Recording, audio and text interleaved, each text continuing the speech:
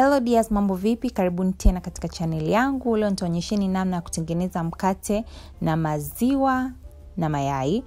Sio kwamba tunapika mkate, hapa hatupiki mkate, lakini tunatengeneza mkate na maziwa na mayai, tunachanganyia, na watu wengine wanaitaga French toast. Kama mnavyoona hapo ninatumia mayai 3.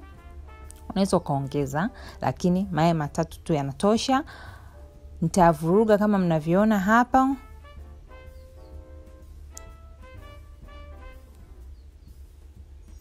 Afu nitachukua sukari, vijiko 4 vya chakula vya sukari, nitaekea, nitachanganya.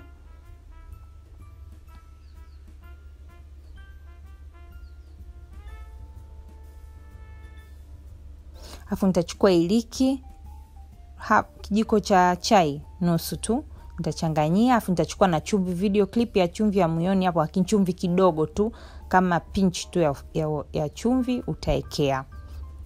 Alafu nitachukua maziwa yangu, kikombe kimoja hicho cha maziwa, nitaeka.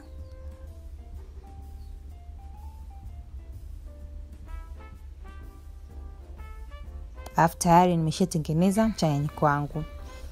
Hivyo vidude by the way juu mnavyoviona hapo kwa juu ni vidude vipande vya iliki, kwa sababu nilisaga mwenyewe na mashine hiyo iliki, kwa hivyo ni vipande. Nitachukua mafuta ya chakula kidogo pamoja na blue band. Inaleta ladha fulani, lakini kama una blue band hamna shida, utakaanga tu hivyo hivyo. Afu nitachukua mkate wangu ambao nautumia, nitauchomvia. Sitauacha utote. Unauchomvia tu upande huo afu upande huo, afu unaweka kwenye frying pan yako. Usiache mkate utote. Ni unauchomvia tu haraka unaweka kwenye frying pan hivyo, ili katikati usio umeloa. Kwa hapa tutachoma tu juu na chini. Kama mnavyoona hapo, utasubiria mpaka paanze kuwa brown. Afu utageuza hivyo. Afu utasubiria, yani kama dakika moja, ichukue na moto uwe ni medium heat, haitachukua muda mrefu. Yani ni breakfast ya haraka. Baada hapo tena utarudia mafuta kidogo, tutachanganya na ka blue band kwa ajili ya ladha. Kama una blue band pia, kama nilivyosema, hamna shida.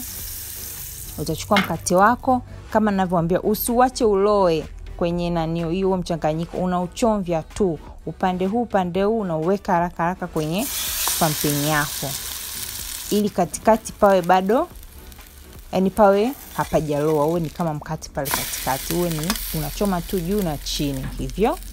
Utafanya hivyo katika kila pande ya mkate. Na hii mixture tuotengeneza inaweza ikachoma kwenye ule mkate mkubwa ule wa 2000, inatengeneza mkate nusu wa ule mkubwa ule 2000. Nadhani wa 1000 kutengeneza wote. Hivyo utafanya hivyo. Kama unapenda pia kuweka ka flavor, ladha ka vanilla, unaweza ukaeka kwenye ule mchanganyiko wako, lakini mimi sijaweka, nimeweka tu sukari, maziwa, chumvi na iliki.